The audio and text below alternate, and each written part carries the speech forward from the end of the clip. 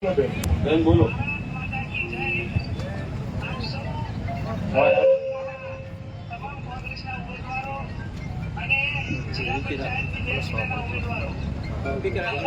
અવાજ આવે છે?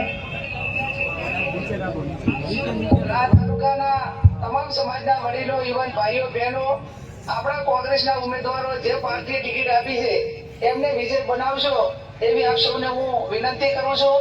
સાથે સાથે ત્યાં ગુલાબસિંહભાઈ પણ હાજર છે અને ચૂંટણીની જવાબદારી રાહત તાલુકાની સંભાળે છે એવા મોગીલાલભાઈ પણ ત્યાં સભાની અંદર હાજર છે. હું ત્યાં આવવાની હતી પણ બીજે 2-3 મિટિંગો ગોઠવેલી હોવાના કારણે હું આપના સુધી આવી શકી નથી. પણ મીડિયાના માધ્યમથી, સોશિયલ મીડિયાના માધ્યમથી આપ સૌને વિનંતી કરું છું કે આપનો કિંમતી અને પવિત્ર મત એ તમામ કોંગ્રેસ પાર્ટીના 16 તાલુકા પંચાયતમાં અને 2 જિલ્લા પંચાયતમાં આ તમામ ઉમેદવારોને જીતાડજો.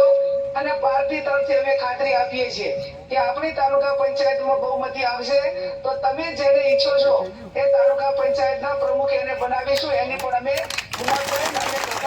ખાતરી આપીએ છીએ. તો આપ સૌ ત્યાં મોટી સંખ્યામાં હાજર છો. 26મી તારીખે મતદાન યોજાવાનું છે. આપણી જે સમસ્યાઓ છે, પીવાના પાણીની વાત હોય, સિંચાઈની વાત હોય, રોજગારીની વાત હોય અને નાના લોકોને તાલુકાને જિલ્લા પંચાયતનું કામ એના પૂરતું સીમિત હોય છે.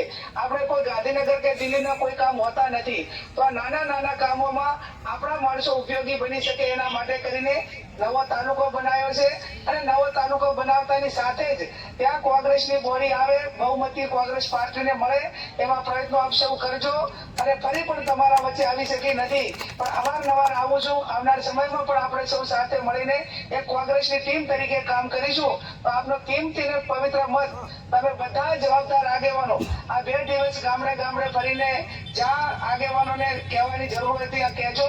અને મારા વતી પણ ક્યાંક કહેવું પડે તો આગેવાનોને વિનંતી કરી અને બધા જ ઉમેદવારો આપણા જીતે એ જ વિનંતી સાથે સમગ્ર રાજ તાલુકાની જનતાનો, કોંગ્રેસના કાર્યકરોનો, વડીલોનો, સૌ ટેકેદારોનો હૃદયપૂર્વક ખૂબ આભાર માનું છું. આભાર.